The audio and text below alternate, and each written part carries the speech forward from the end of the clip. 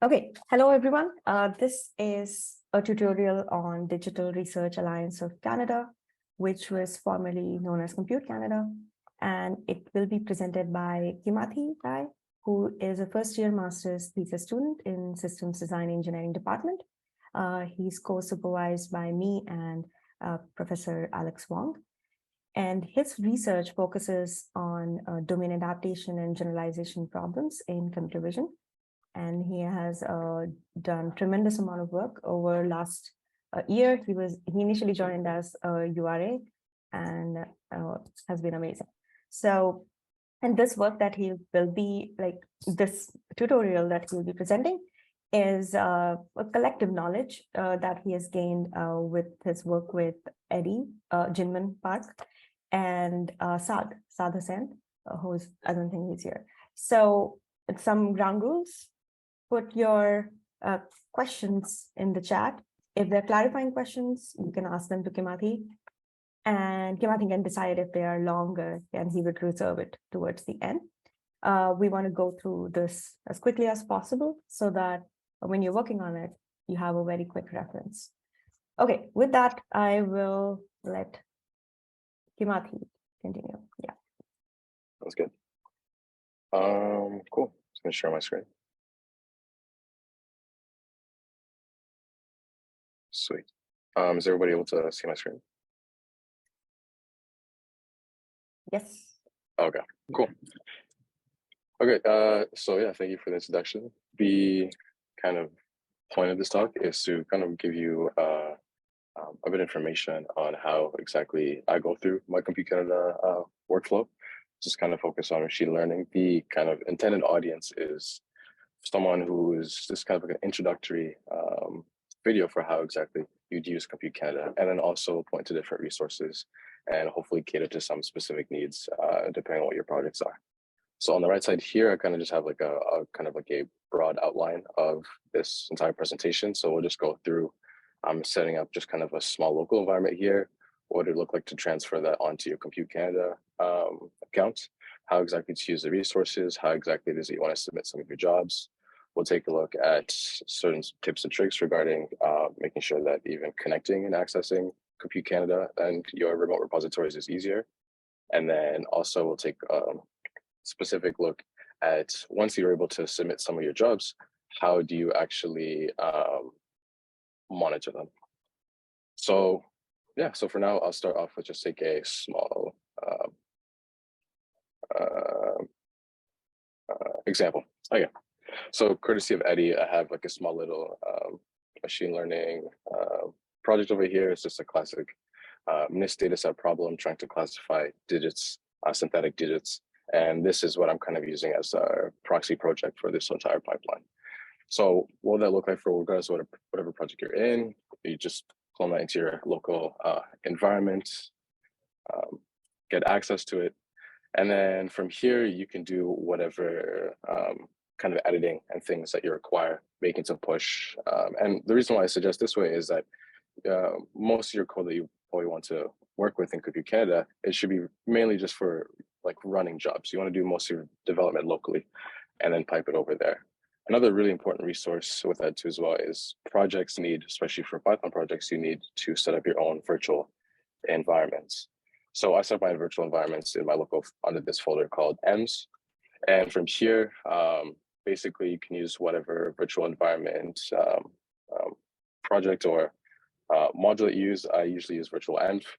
And for my example, I will create just like a classic virtual environment, call this one hello world or something. And then from here, you want to source your virtual environment. So the word then activate it. And then depending on what your terminal looks like, you should have that prompt on the side.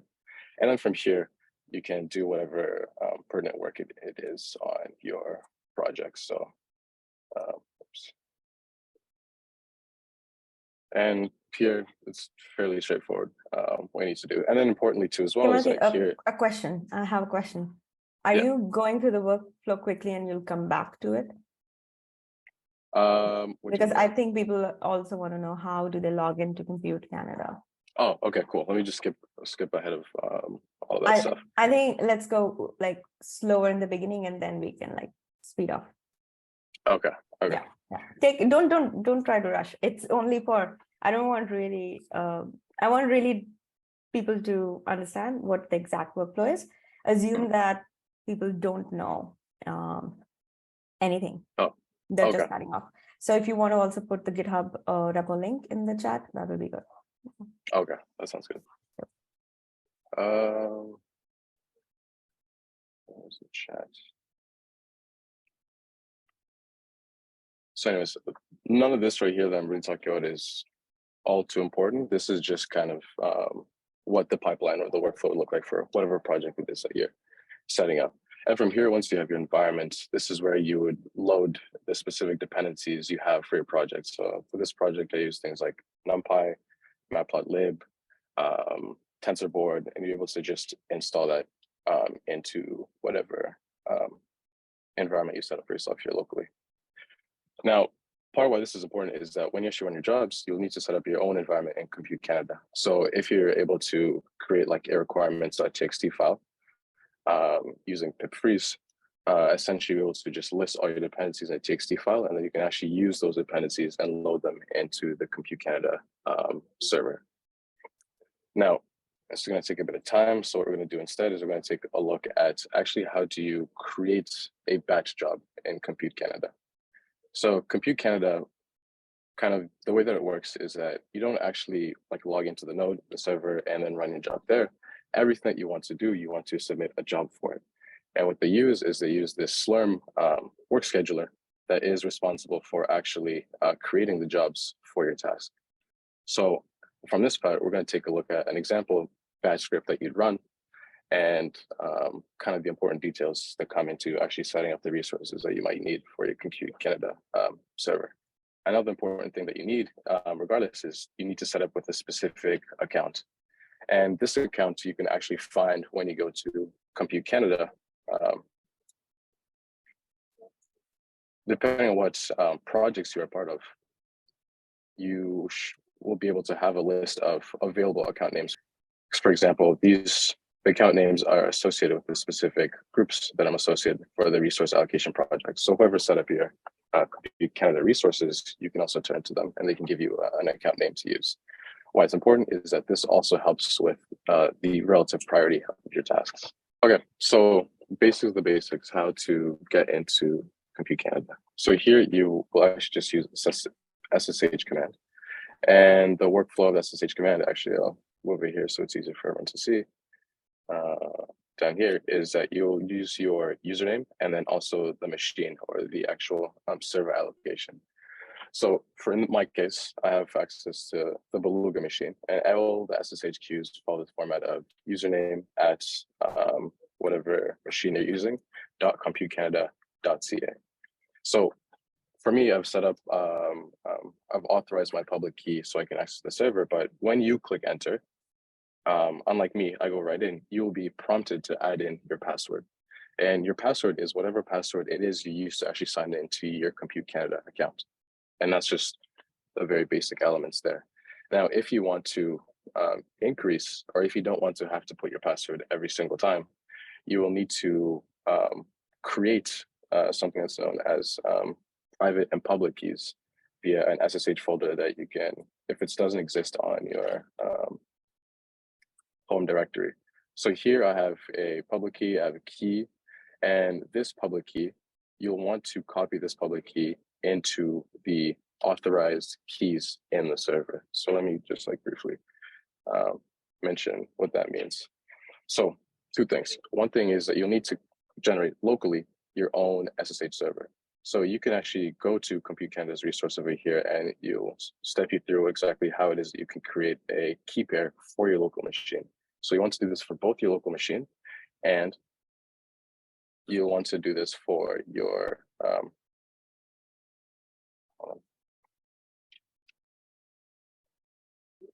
you want to do this for your actual server itself. So when you log in, you'll have your own home directory here. And here, if you don't already, you'll need to create a key pair, which will create this .ssh directory for you. And this .ssh directory for you shows that my my home directory, my allocation has a private and a public key, and also has this file known as authorized keys.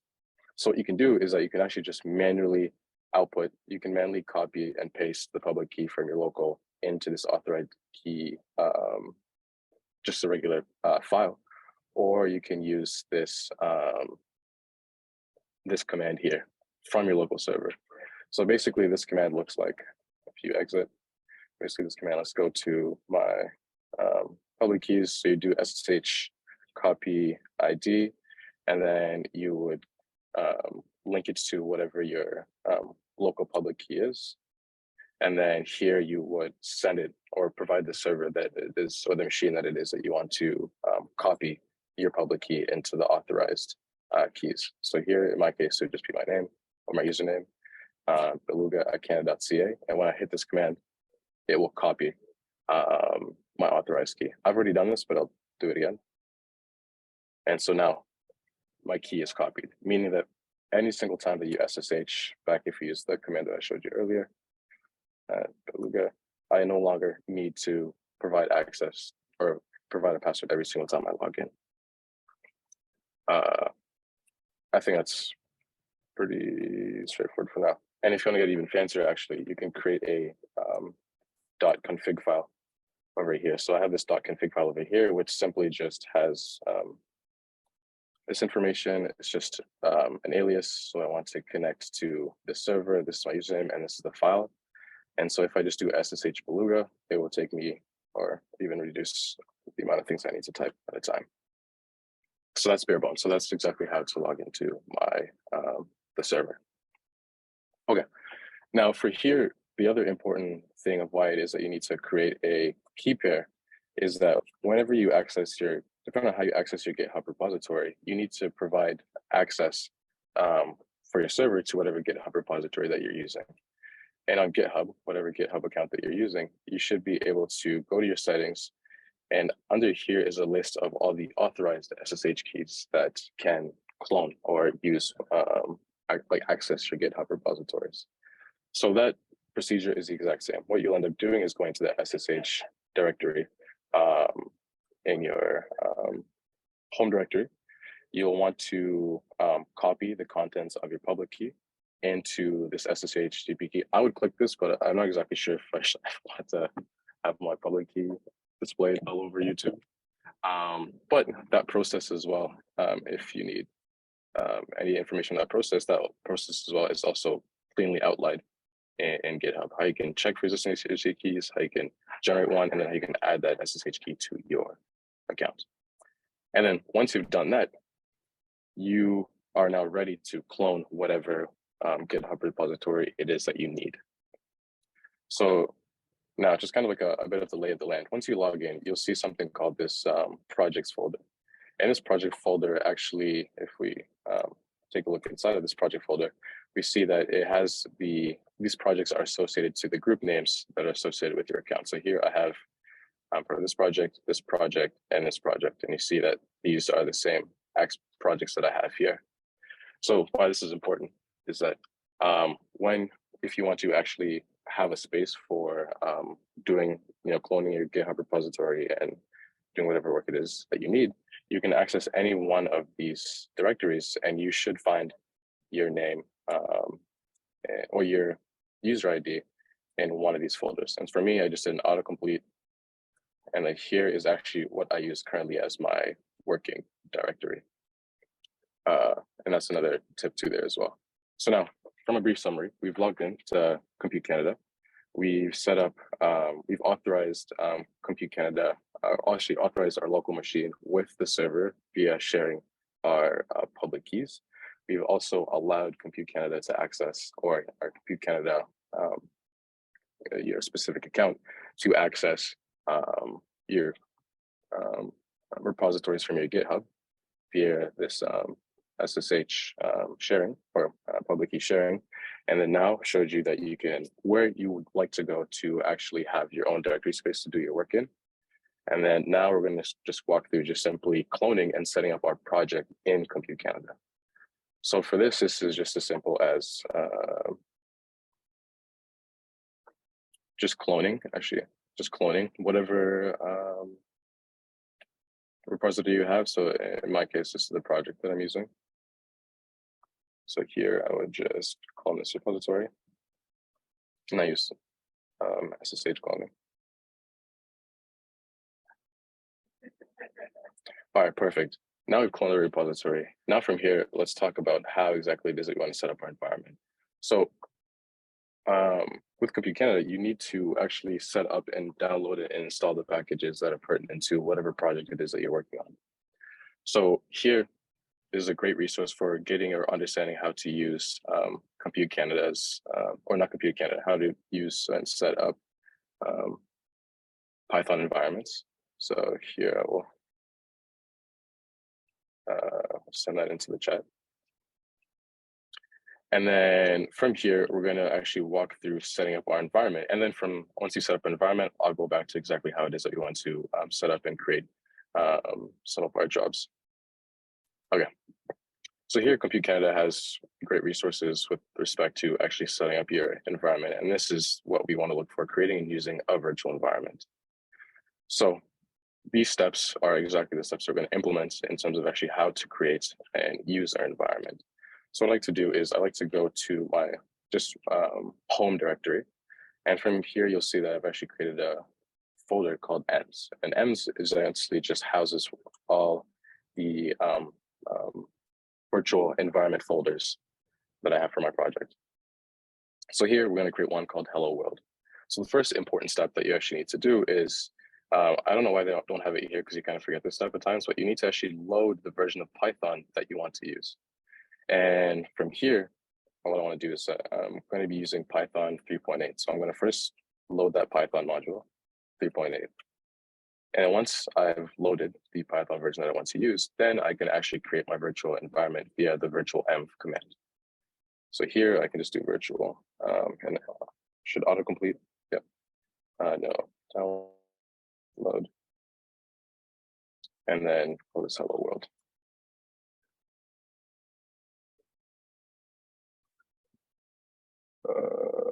Sorry.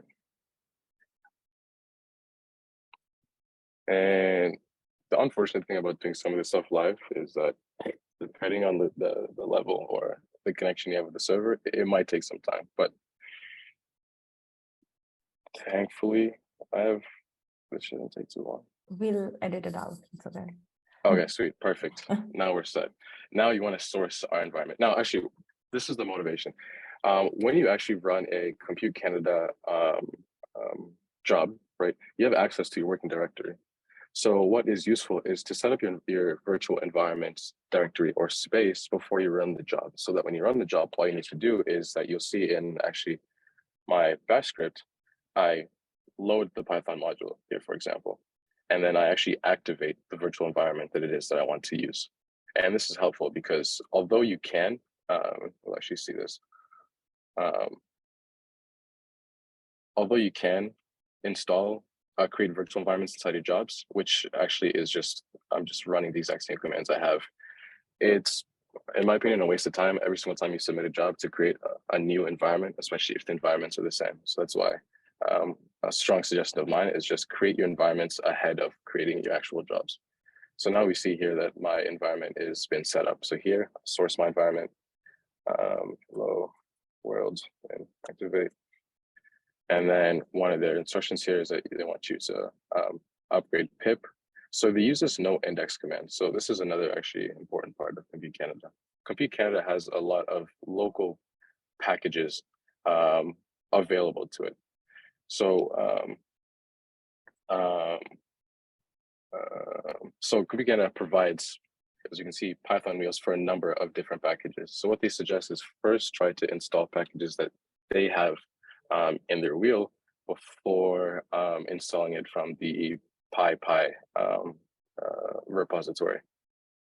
So what that looks like for us in this case is that even when we are updating our pip install, we use this no index. Now you can and you can't. You could just pip install, honestly, arguably whatever it is that you want, but sometimes you might run into some errors if Compute Canada does not have that specific package in its repository. And there's some workarounds for that, but I've only encountered that problem once. And I solved it simply by just using their their packages that they already have locally. So here, their next step is first to upgrade pip. And then from here, we go into the actual, that should be done. Okay, so that's installed. So here now, you can just install your repository's dependencies. Now, there's a couple of ways that you can actually go about this. So one thing is that right now I'm back in the project that we're working in. And this project, I'm going to source I'm going to activate the virtual environment that I use often because it has all the dependencies that I usually need. So usually when you're working with big projects, it gets very tedious to install one by one. So you can actually generate a list of dependencies via pip. So once you have your actual environment activated, you've seen here, right? You can actually do a pip freeze command. So pip freeze command will actually just output all the dependencies from this repository into whatever file that you want to call it. So here, I'll say something like local requirements.txt. And if I cat this local requirements.txt, it's the entire list of all dependencies. So here I can actually create a virtual environment and I can use this requirements.txt file to load or to create the list of dependencies up there. So that's actually something I'll do. So here, I'll clone. So this is just git commit add with command line message clone. I'll say, oh, hold on a sec. This is actually not part of my, okay. There we go. If you're working on a project, maybe you have a bit more descriptive commits than I'm showing here. It's not really that smart. So meaning that if I actually go back to, actually, one other thing just to mention. So you can symbolically link directories. So I actually have this workplace, which is just a symbolic link of this place. And that's because I don't want to have to CD projects, RIGP, and then my whole name. So when you see me say CD workspace, I'm actually just going back to that same working directory that I was showing you earlier. So from here, I can go to my Git repository. I can pull the changes that I made. And then I should see my local requirements.txt file here. So with my environment activated, right, we're on our server now, I can actually pip install the entire requirements.txt file. Now, because the packages in this requirements.txt file, some of them don't come from Compute Canada's repository, there might be some dependency issues. So what I do suggest is have a local requirements.txt file and then create a Compute Canada specific requirements.txt file to do your loading. So an example of loading some packages you'll see here is first, make sure you are loading to Python, right? Make sure your environment is source. So we have over here, and then you can just pip install whatever it is you want with this no index flag, meaning that you want to search for the actual module that is held by Compute Canada. So it looks like it just be pip install numpy no index. Whoops. And you can do this for a whole list. So for this project specifically, I actually need Torch, Torch Vision, PyTorch Lightning, NumPy, Matplotlib, TensorBoard, and Torch Audio. And I'm not going to do all these installations here. I already did them last night because they take a bit too long. But if you wanted to take a look at more information specifically on the installation of Torch, Compute Canada has pretty extensive resources on like specific frameworks and how to set them up with the server. So Compute Canada, PyTorch, you have it here. If you use PyTorch, TensorFlow, a whole bunch of things here, you can see that you can actually install Compute Canada with their wheel. So with their wheel just means that they're using this no index flag. So it's coming from Compute Canada. And this actually installs the Torch version that has GPU and CPU access. So I'm still kind of waiting for this guy to load. So I don't want to set up all of this. Sweet. Okay, so in summary, let's kind of recap what we've done through here. All right, we've logged into SSH. We have access to a repository, which is where our work is, and that's where we want to run our jobs. So here, so you want to set up your Python environments for running your jobs. So here I use virtual env to generate a folder, and I activate that folder. And here, before I run my jobs, I'm just installing the pertinent dependencies that I have for the jobs and tasks that I want to run. Now, what we talked about is that Compute Canada has its own wheel of packages that you can use, and you can actually take a look at the specific wheel or the list of modules that Compute Canada already has by this avail wheels command. And this avail wheel command will just spit into standard output all the possible modules that you can download or Compute Canada has. You're not constrained to this, by the way, but Compute Canada guarantees or like less problems if you use their actual packages instead of just using the PyPy packages. Okay, so in my case, we have everything installed, and we can now just deactivate our actual environments. So before this, I actually created something, an environment called hello, which just has all the dependencies installed that we need. So from here, now we're going to look at actually how do you now run a job in Compute Canada. Everything's set up. We have our code is ready, our virtual environment is ready via this folder. And now we're going to take a look at how do we actually create a script, because this is the login node that we're currently in. So here we can actually run jobs. And what I mean by that is that you will not have the resources from the login nodes to simply go into your project and then just do something like Python train.py. This has very limited resources, and there are some very small scenarios which Compute Canada does permit running jobs on the login node. So here is all jobs must be submitted via the scheduler. Actually, let me go to the page because that has a bit more authority than I do.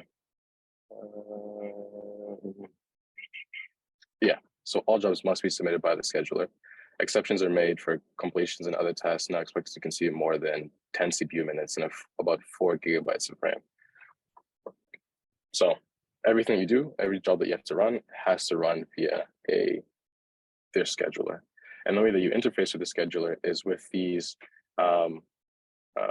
sbatch or the sbatch command or these job scripts. So now we'll take a look at this job script. I don't know if I have a question here. Okay, cool. So I personally like to track my job script, my repository. So that's what we have over here. So let's actually look at it in Vim because it's pretty. And I've spent a lot of time making my Vim setup look very, very nice. You should use Vim. You should use NeoVim. That's my other pitch. It's just a great, beautiful thing. All right, that's my plug. So example is that I personally like to track my bash scripts as part of my project, but some people also create them on the server itself. Just makes it easier for me. So if we look at an example job here, we have a couple key components of exactly how to set up your bash script. And you can see everything down here is just classic shell script, nothing too specifically important, but what we want to focus on is the actual resources that we want. So one important thing is that first you need to set up the time limit of how long you expect a certain job to run. And this is important because when you want to schedule your time, if you use too much time, then you'll probably get a lower priority scheduling. So you want to set your time just enough that you would actually complete your project, but not too hard, not too large that it will take long to schedule your actual project. And you can set this up in terms of days, hours, minutes, seconds. So important things that you need to specify the time of running. Like we've discussed earlier, your job will end when the script is finished executing. So if you give a time of a day and you have a 15-minute job, after 15 minutes, your script will finish, but you will be deprioritized because you have such a large job.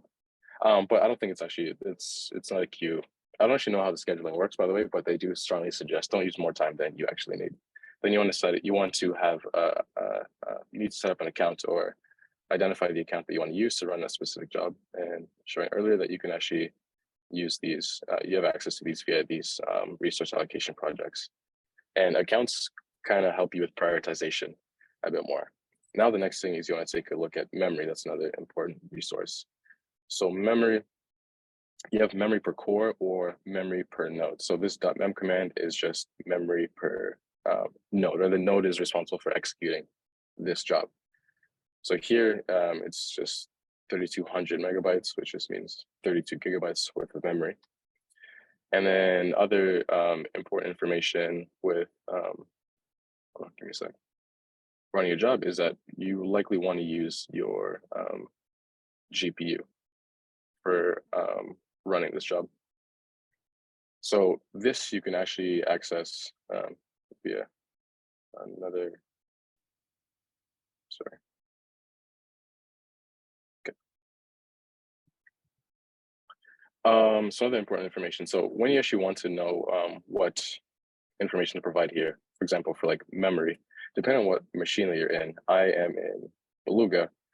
Each page has information with regards to the amount of storage, as well as the number of nodes, the number of cores per nodes, the number of available memory, the CPU that would be used for that node, as well as the storage space. So if you want to know any kind of specific characteristics for the node that you're using, you can just compute Canada, the name of that login node, and you'll get the information that you need from them there. Another important thing is GPU, because you want to use a GPU when you can to speed up actually running their processes. So here they actually have another convenient piece of another article with respect to exactly how it is that you want to use their GPU resources. So again, every node or every kind of machine that we use has information with regards to the number of nodes it has, the GPU models that you can access to them. And all this information you can specify via your job, via this GPU per node job. So for this task, I'm only using one GPU. That's not a big deal, but you can actually specify the type of GPU that you want to use alongside the number of GPUs. And an example of that is they want to use the B100 and they want one of them. If you don't specify, it will just default to one of them. I'm not really all that specific, but just in case this matters to you, you can include that information for yourself. Now, you might have a job that needs or multiple CPUs. Now, an example is for each job, you, I think by default, just have one CPU per task. But here you can specify how many CPUs that you want per task. And why this is important is, for example, like data loading, especially if you're reading from files. One of the things in one of the hold on.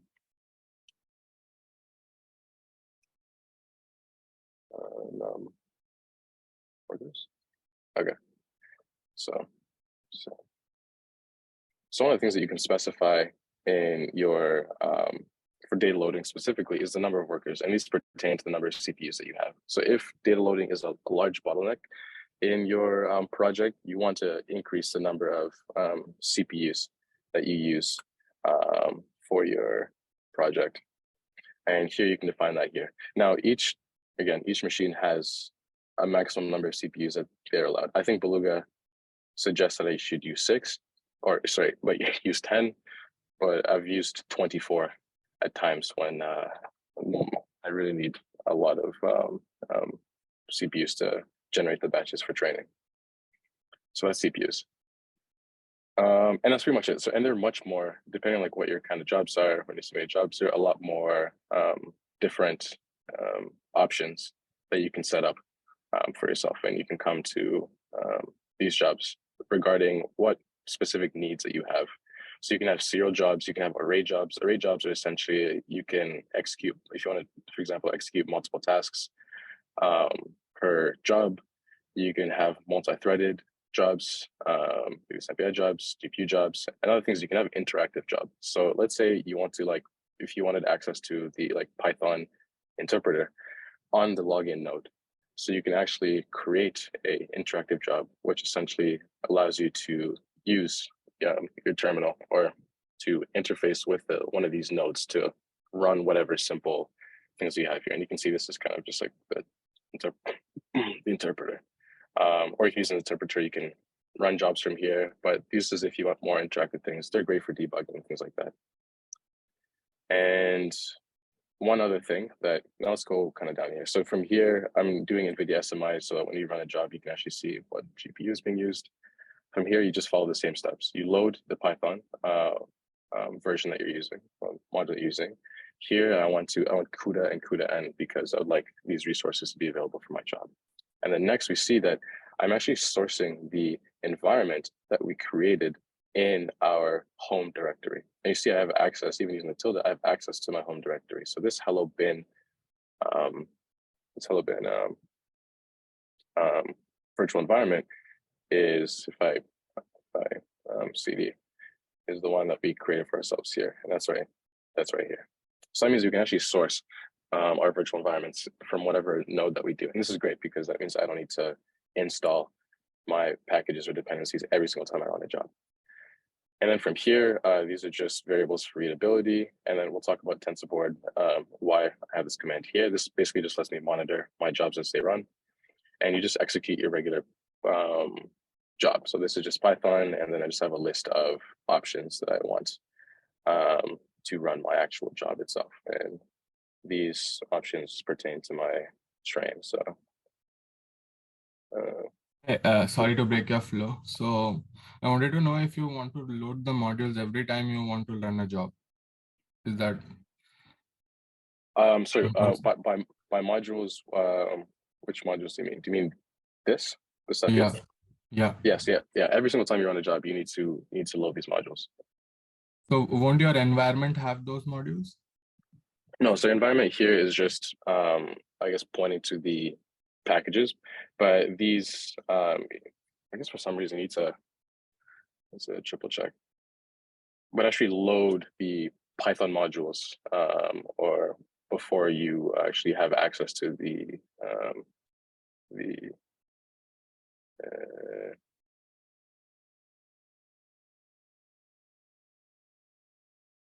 okay, I don't know what this information exactly is. But yeah, every single time you want to source your environment, you'll need to load the whatever Python or dependency you have. But you need to always load the Python interpreter first before you can actually set up your virtual environments, which is, I don't fully understand, but I don't question it. It's on the website. So because at that time, you've still not identified that you will be using Python. So even if you call virtual environment, the virtual environment is tied to Python, right? So yes. Yeah. Yes. Yeah. This command doesn't exist outside of Python. Even for myself, if I don't have, I guess JK, I do. But when I actually create virtual environments, I usually have to specify what Python version I'm using and then use virtual environment. And I have to identify that it's a package of my Python 3.10. I guess it's a module of my Python 3.10 interpreter. So I guess that's why you have to use it here. Does that make sense? Okay, thank you. Okay, cool. All right, we're almost done. So now let's talk about actual space. So now, where do I store my data, right? Let's say, because this is machine learning, so I have, I don't know, arguably terabytes of data that I would like to do my training on. So you have a couple different options. So you can, maybe your job has loads this data via some server somewhere, or you do the menial work of actually transferring it via a secure copy to SSH. But thankfully, you have actually, when you run your jobs, you have I don't know what was this information? Oh, I'll just go here. So you have a couple pieces, or each. Actually, this is actually a great place. So each machine has space for you to use. So you have something called a scratch folder. So the scratch folder is 20 terabytes, which is enough space. And it's usually, you want to use it for jobs larger than, I think about 100 megabytes per file. And this Scratch folder holds files or purges files that are older than 60 days. So you have 20 terabytes of space, and that's actually where I used to do most of my logging. I see here it's in the Scratch folder. And if you actually go to Just to comment there is also like there is a bound on the number of files there can be in 20 terabytes. So if you have a Yes. large number of small files, you will run out, even if it's 20 terabytes, because there are 1 million files, but there can be, yeah. Yes. So then you have access to, during your project, so whenever you run a job, actually, let me just,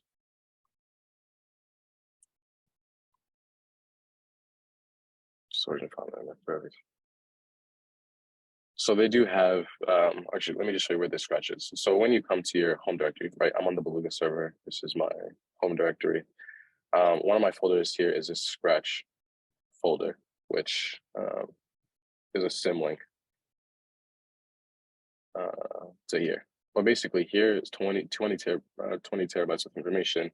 These are files, need larger files that are more than 100 megabytes per file. And it's just like what Sirisha was saying, there's a cap on the number of files that you can have here. If you have very many jobs and you have a large number, you want to temporarily store a large number of smaller files, you can actually use this slurm global variable, and this will direct you towards the folder or this temporary folder. And what that looks like is, for example, my data directory for now is, I have it stored in my Scratch folder. So if you actually come to my Scratch folder right here, I created a directory called data, and if we ls that data, you see that here I have the pertinent data sets that I need, because I keep them here for a long time. And I don't want to have to load them temporarily every single time I run a job. But when you create your script, you can actually specify, for example, I could have just pointed my data there, which is an option I provide to my program via this slurm temporary directory. So this slurm temporary directory is what we have here. And this is, depending on what server that you're in. So I was on,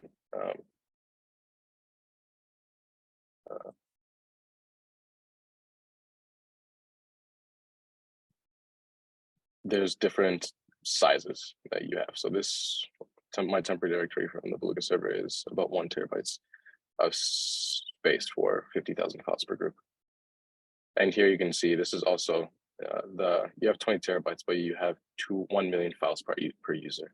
So there is an upper cap of the number of files that you can have. You can specify all that in your job script. And then my job script, I actually run, I just pass in this information, it's my login directory, it's my data directory, and now I'm done. So just as a brief summary of what's going on, you specify the resources that you need up here. This actually don't need this. This is only here if I was running a multi, but one is communicate through different threads. I kind of forget what I actually have this here, but I don't need it. And then you want to load your Python interpreter as well as some of the additional resources that you need. So if you have a CUDA job, have load CUDA and CUDA-N. You want to source your environment folder, and this you have access to your home directory so that you can source it from your home directory. And then from here you have directories or space for logging, loading data sets. Each has different needs. I'm gonna use this one, let's say.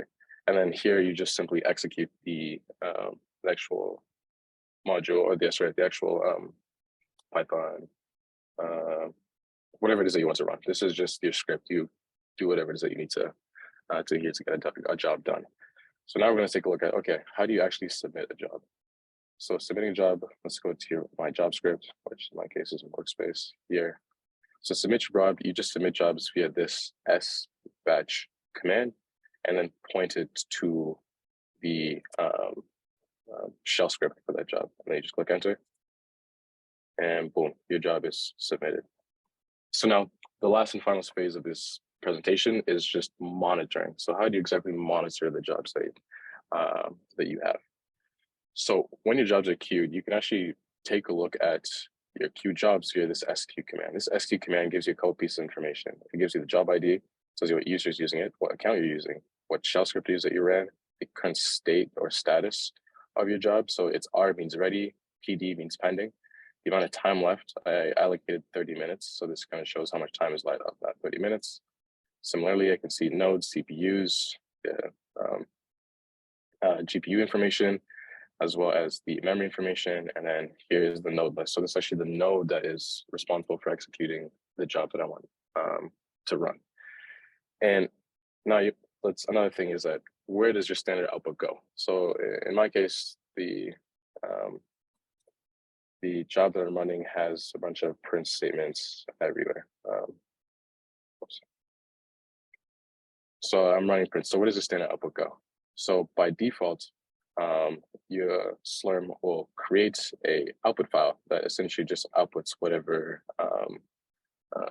is what the standard output of the task that you're running. So from here, you can just actually simply cat it, and it will spill out all the information with regards to what the job is running. So here in the training script, I had a hello world. I activated NVIDIA SMI. So I see this is actually the GPU that I'll be using. And this is just output from the job that I'm running. Now, lastly, another important thing that you can do is that you have multiple ways for monitoring your jobs. So one of the interesting things too is you can actually be notified by email of your jobs. One of the things is, so you can actually set up email notifications for your job. So if you have a really long job and you don't want to keep coming here, hitting SQ to see the status of your job running, you can actually get an email notification. You can actually get a list of all of the jobs that are running in that node by just the longer version of SQ, which is literally SQ. But I don't know if you'd ever really need this information. A bunch of people are running jobs here too as well. And PD shows that these jobs are pending. Someone's doing a job. Oh, you can check days. the priority on this. Like that's useful. Mm-hmm. Yes. Yeah. Oh, that's actually great. And then I guess you can, if you can type your SQ and find out where your job is. So, good guy. So this is me. All right. Now my job is still running. One other useful piece of information is that I like to use TensorBoard to monitor my jobs. And again, Compute Canada has resources for using TensorBoard or TensorFlow to monitor things. So one of the things you can actually do is that over here, you see that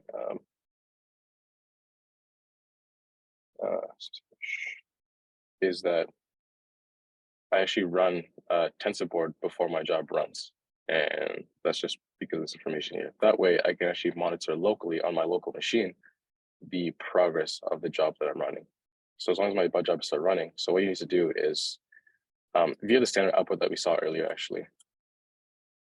So my job is running, that's the standard output.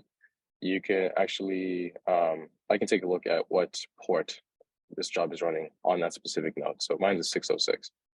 So what this allows me to do is that I can actually,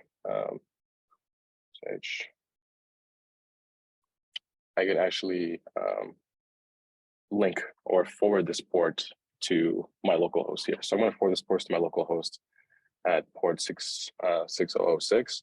And then this is the node that my job is currently running in. And remember, you can find that information simply by just SQing and seeing that, okay, my node that I'm using is this BG11. So I'm going to copy this. And then I'm going to add this over here. And then remember, my job was running on the 6th port on that node. And here is the actual machine that I'm using. This port, so here, did you specify this port in the SBatch? No. So how do you know it's what the port is? Yeah. The output. In my case, you can just look at when, for specific for TensorBoard, when it actually creates the board itself, it will specify the port that this is currently using. So you'll have to go to the output, Slurm output. What I just got. Oh no, mistake. Yes. Yeah. So in my case, if I cat the Slurm, I don't want to look at everything. So if I did head like 30, Yeah, so I see that my tensor board is running at this port 606. Okay. Yeah. And that's this port 606 right here. And I want it to run on my port 6006. And once I do that, I should be able to hit local host and actually track that running job. So this has a bunch of different things that I've run, but the actual job that we care about is this guy right here. And right now I'm outputting the validation accuracy. I can see the validation accuracy here. I can see the validation loss here. And finally, this is another plug. So where this validation accuracy and validation loss comes from is this network combination. So I use PyTorch Lightning for by the way, this repository is courtesy of Eddie. Shout out to him.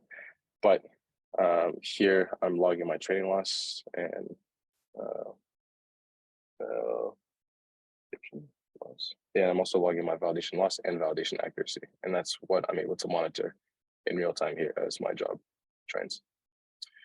Yeah, so that's pretty much the basics-ish of using Compute Canada. I guess for now, any questions? Yeah, that was pretty quick. I think if it's actually less than 45 minutes, I think. So feel free to now ask more long form questions. I think there was a question that I can start with that I saw in the chat. Is there a way to not using the pip packages from Compute Canada and download them from internet instead? I think you touched upon it. You can probably. Yeah, oh, you can. You can just do regular pip without the index flag, and then it will just I have that. Yeah, in summary, yes. You don't need, just don't specify that no index option, and you. But it is recommended that you use theirs because it's actually more stable. Yes. You're less likely to run into issues.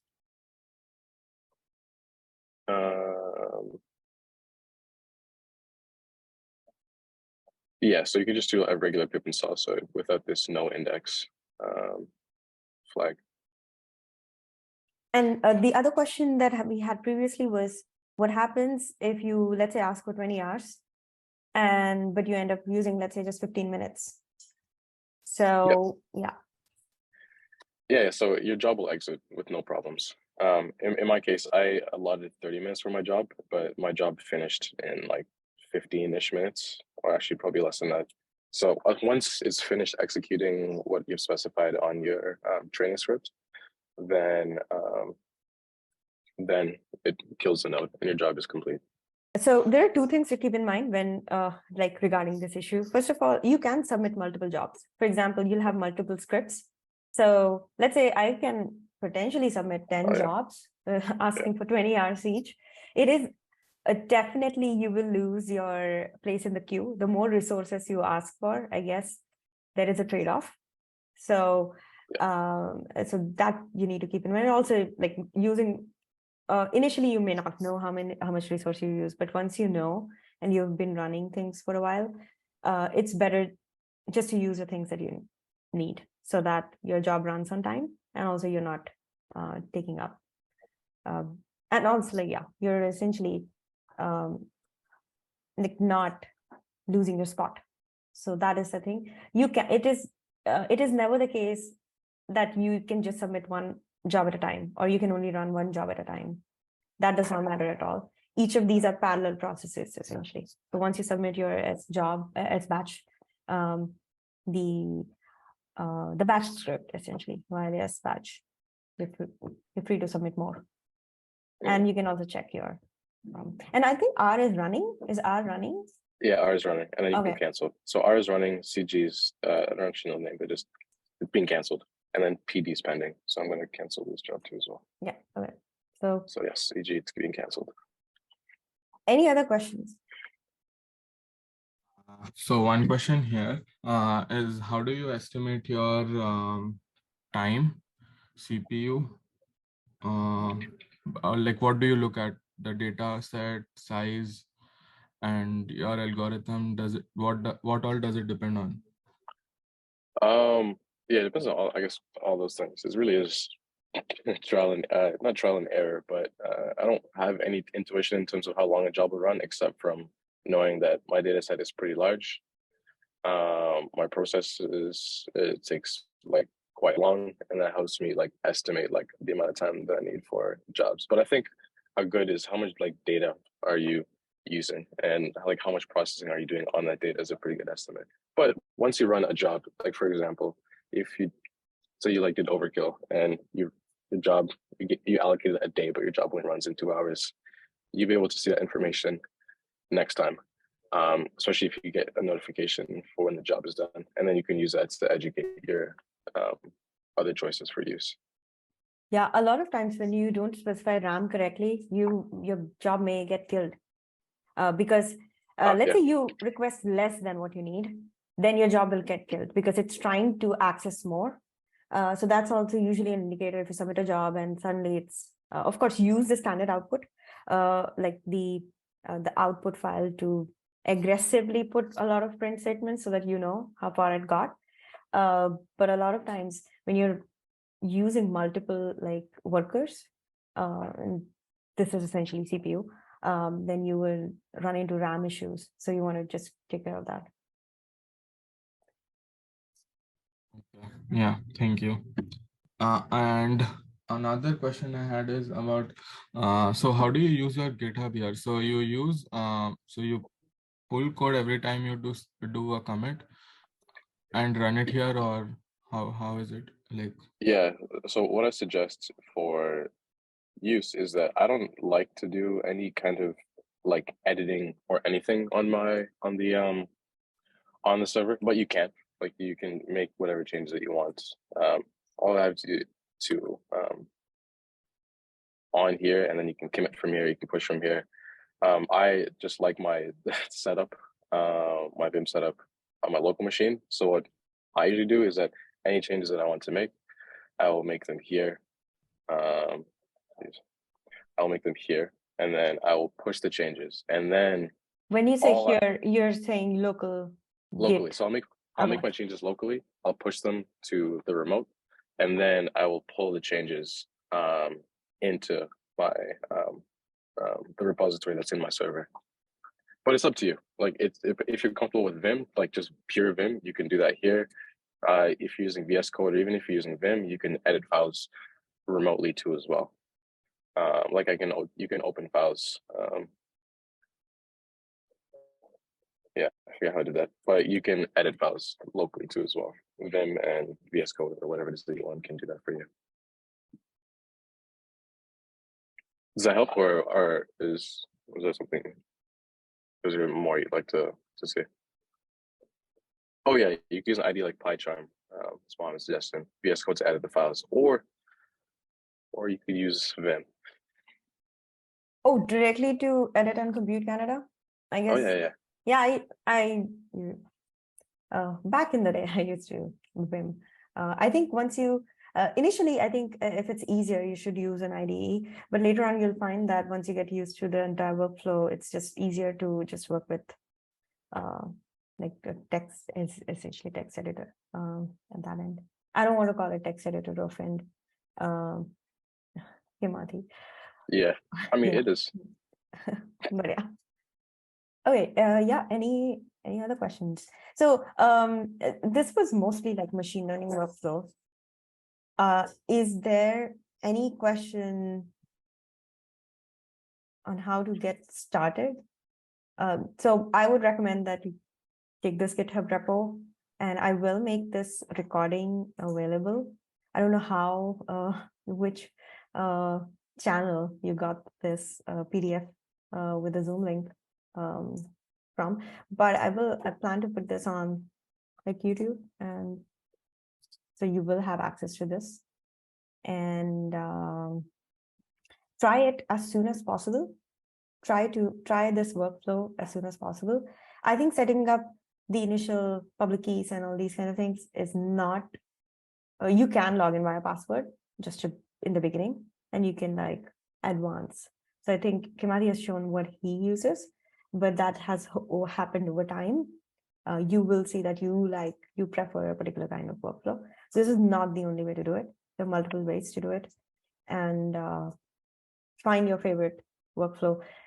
But if you're running into one of the main thing you need to move to, main reasons for you to move to Compute Canada is when you're dealing with large data and training.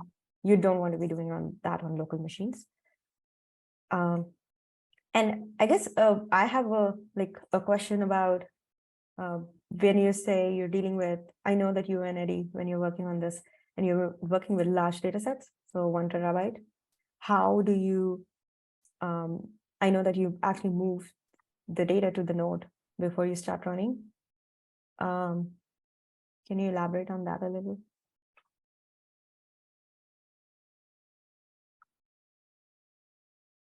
This was for Kimathi. Yeah.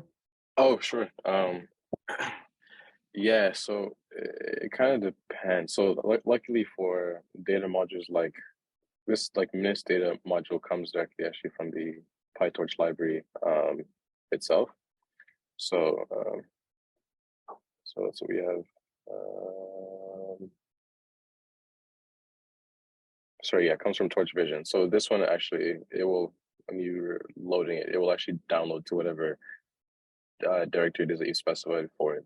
Other times you might need to actually just like do a long secure copy onto from your local to the space that you actually want it in. Other examples, like I remember from one of our projects, is that some people have their data online that you can actually download online. And so you can create a Python module that, or script that actually downloads these modules into the specified directory. So there's a bunch of different ways that you can try. So your own unique personal data sets, you'll need to actually manually like secure copy them into your Scratch folder or your temporary folder. Or if you make your data somehow available to you online, you could download it from the internet too as well. Great.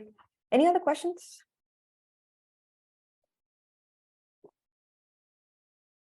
No questions.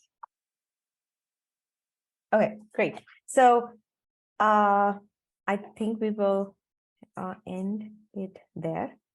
And yeah, hope you have fun with Compute Canada. They have very good documentation and their help is also very, very knowledgeable. So if you run into any issues and that you cannot find resolution to in their like detailed help pages, you can also reach out to them. And also, I guess, Kimathi, and let's thank Kimathi. Yeah, I'll clap. Yeah, thank you. Thank you. Perfect. It was a pleasure. Right. Yeah, thank you. Thank you, Kimathi. I'll stop the recording now. Okay.